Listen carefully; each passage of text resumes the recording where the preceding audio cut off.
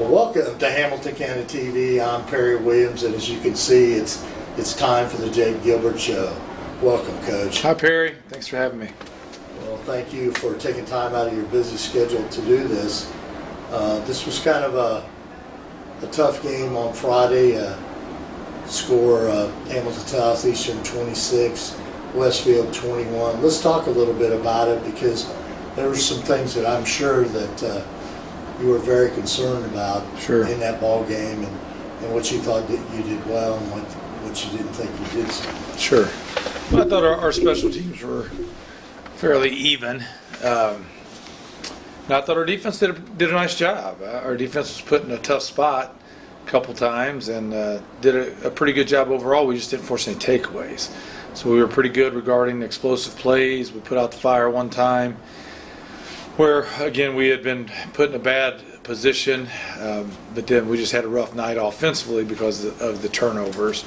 We just have yet to put a game together where we play well in all three phases in the same night. So Hamilton Southeastern has really a terrific defense, and we scored 7 points in the first three quarters. That's pretty low for us, and we scored 14 in the fourth, but it was definitely still a game. I mean, we had a chance all the way to the end, but we had a pick six that gave them 7 of their points. We had 2 other turnovers where they got the ball inside of our 20. So we started the first play of the game, we gave them the ball in the 10 on a turnover. So just rough night because of the turnovers, and we were -3 in the turnover margin, and you don't beat anybody when you're -3, let alone a good team like Hamilton Southeastern. Absolutely.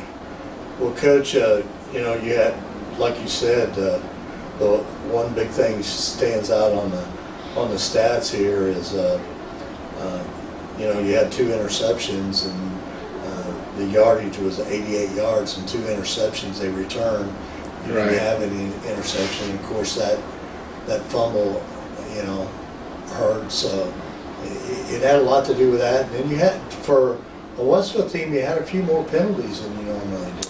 Well, we had 3 personal fouls. I think total were 5 or 6, which isn't absurd, but just 3 personal fouls. And we hit a guy in the back once, and then we got called for stepping on a guy twice. They were cutting us, which is perfectly legal, and then our guys trying to step over and instead just go around. So immature and dumb and unsportsmanlike.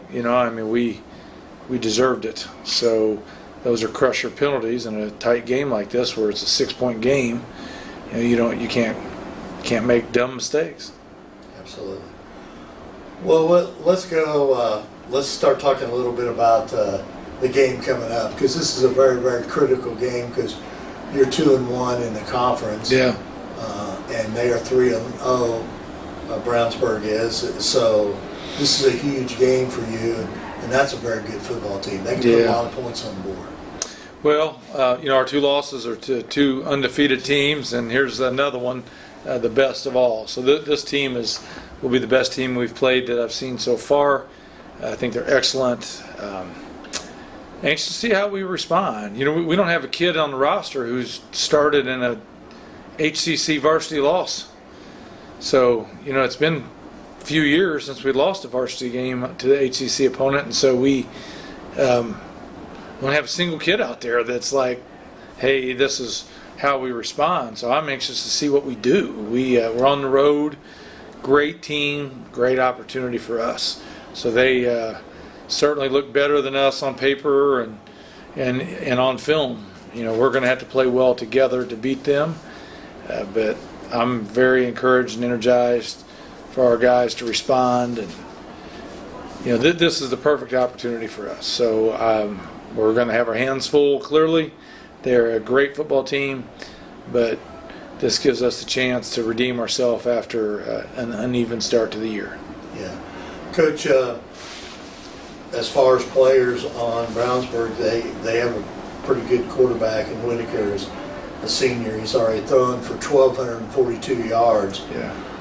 And then they have they have an abundance of receivers. I think they got 1, 2, 3, 4 guys that have over 250 yards. Yeah.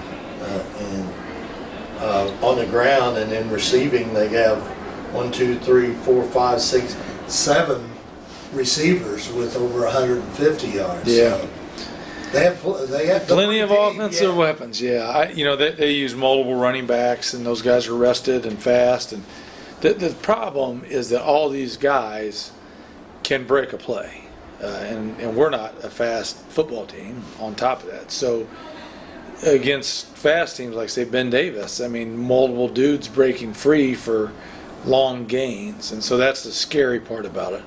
It's not, I don't know, they've had teams that have had maybe a stud or two better than some of these guys, but I don't know that they've had a team this good across the board.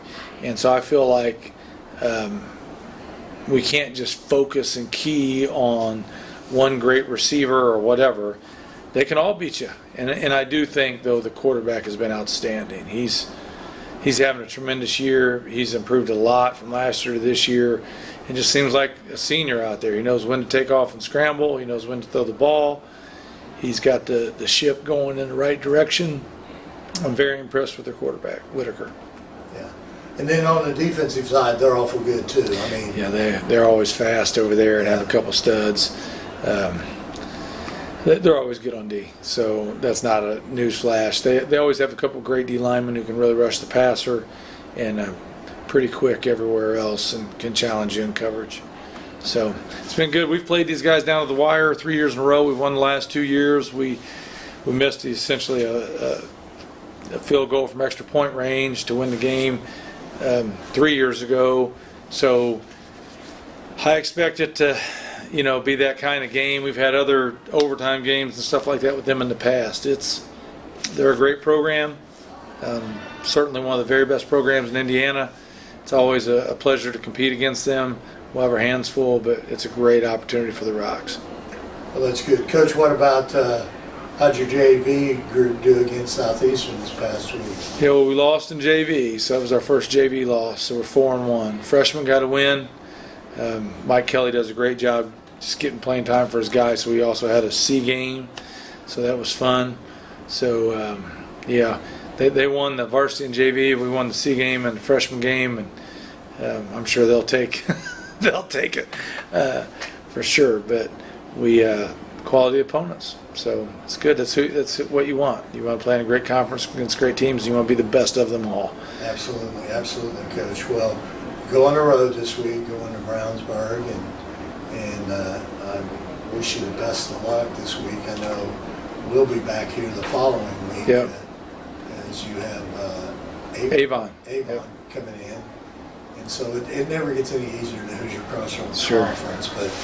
But Brownsburg it seems like the real deal. I mean, they played a pretty good schedule, and they had a tough battle with Fishers, but they're averaging about average win of about 19.8, and they put up 41 points a game. So they're a very good football team. For sure. So looking forward to the challenge. They're ranked number 1 for a reason. We've been in those spots before, so I know everybody can be beat on any given night. We just got to find the formula. I feel great about our team.